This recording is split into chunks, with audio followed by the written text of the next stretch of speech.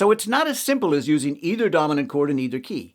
You need to understand the effects of doing so, both in terms of voicing the chords and in constructing melodic lines over them. A dominant chord is derived from a Mixolydian scale. The three notes in the scale that aren't in the chord can be added to the chord voicing as extensions.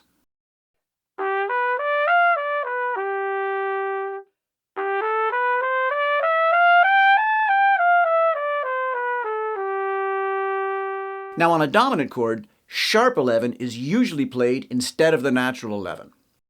If we also change that note in the scale, then we turn the Mixolydian scale into a Lydian dominant scale.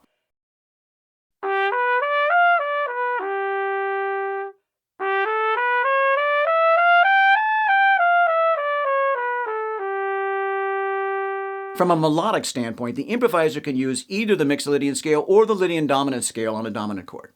Because the 11 is not a chord tone, it won't run afoul of the basic chord structure either way.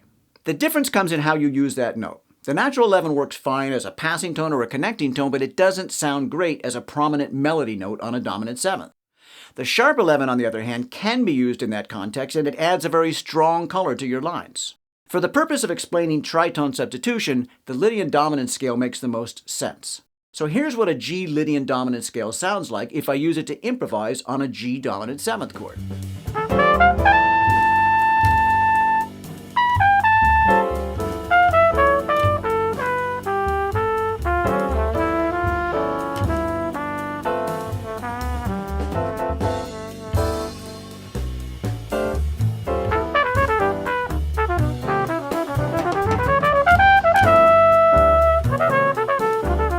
Now, as an aside, but related, the Lydian dominant scale is a mode of the jazz minor scale.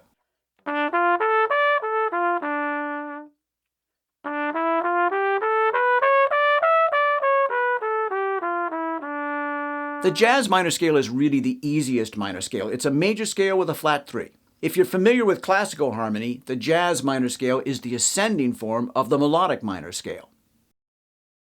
Although D jazz minor and G Lydian dominant contain the same notes, the notes represent different scale degrees based on the root. In other words, D is the first degree of a D jazz minor scale, but it's the fifth degree of a G Lydian dominant scale. So now we're going to take a look at another mode of D jazz minor, this time starting on C sharp. To figure out the degrees of this scale, we have to compare it to a C sharp major scale. So C sharp is 1. D natural is flat 2 or flat 9. I'm going to call it flat 9, and you'll see why in a minute. E natural is flat 3 or sharp 9, although technically sharp 9 would be spelled as D double sharp. F natural is the enharmonic equivalent of E sharp, which is the major third. G natural is the flat 5th, A natural is the flat 6th or flat 13th, and B natural is the flat 7th. Within this scale, we can see a root, a major third, and a flat 7th, so that's the outline of a dominant chord. The other four notes of the scale represent the four altered extensions.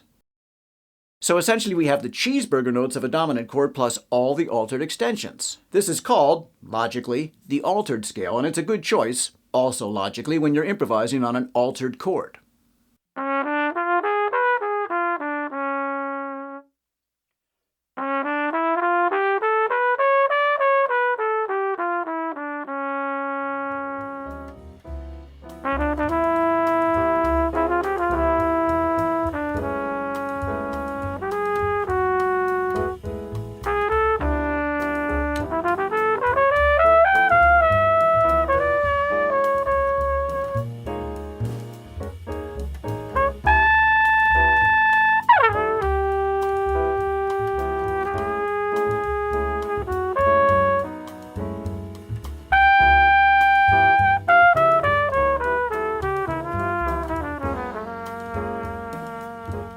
Now I'm going to talk more about altered scales in the next video, but here's what I want you to see in the context of tritone substitution.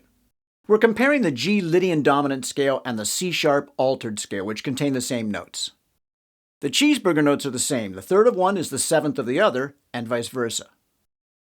For all the other notes, the notes that are altered in one are non-altered in the other. Now for the record, it works in reverse as well. A G altered scale contains the same notes as a C sharp Lydian dominant scale, although it's enharmonically clearer if we spell it as a D flat Lydian dominant. Here we see it in the context of a chord. The voicing for a G dominant 7th with a 9 and a 13 is the same as a voicing for a C sharp dominant 7th with a sharp 9 and a flat 13. Just changing the root changes the sound from non-altered to altered. The takeaway from this is that tritone substitution is basically a way to alter a dominant chord.